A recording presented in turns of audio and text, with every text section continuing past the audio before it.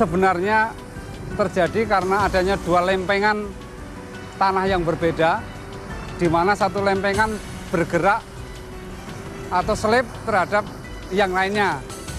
Sebagai contoh yang di belakang ini ada dua jenis lempengan yang berbeda, sehingga apabila ada ada curah hujan yang tinggi, maka lempengan yang di atas itu akan tergelincir atau akan menggelincir sehingga terjadi longsoran. Jadi pada prinsipnya itu, nah bagaimana kita mendeteksi? Kita harus mendeteksi di daerah di mana dua lapisan itu berada, itu dengan memakai namanya inclinometer, tetapi juga pergeseran tanah yang lempengan yang di atas terhadap referensi yang sudah ditentukan. Nah, itu memakai namanya extensometer. Kemudian kita mendeteksi curah hujan, karena bagaimanapun juga curah hujan itu mempunyai pengaruh yang sangat besar terhadap terjadinya longsoran. Jadi beberapa parameter itu, semakin banyak parameter yang kita deteksi dan kita ketahui, maka semakin presisi atau semakin akurat kita bisa memprediksi adanya tanah longsor itu. Sistem yang kita pasang itu dalam realisasinya di lapangan, misalnya seperti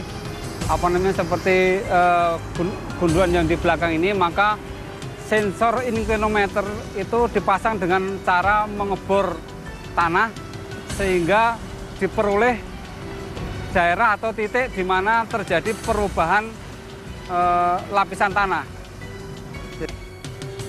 Secara awal kita harus mengetahui struktur geologis dari lereng yang akan kita pasang sistem, kemudian dari situ kita bisa lebih akurat di dalam meletakkan sensor-sensor yang kita pasang. Yang demikian itu mungkin sampai di tingkat kabupaten saja saya kira sudah cukup bisa membawa perubahan.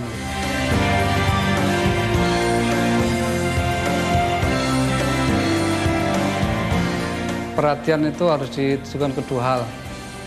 Yang pertama, perhatian terhadap penelitian. Yang kedua, bagaimana pasca hasil penelitian, karena itu sesuatu hal yang menurut saya cukup beda ranahnya.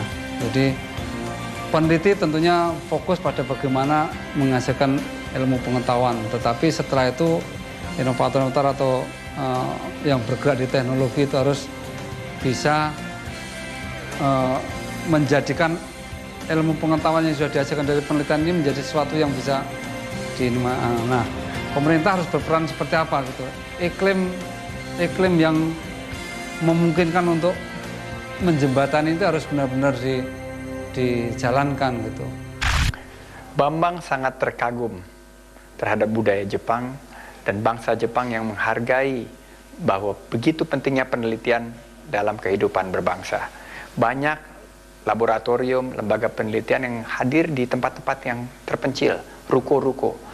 Nah, budaya bahwa cinta terhadap penelitian ini yang harus dimiliki oleh bangsa Indonesia.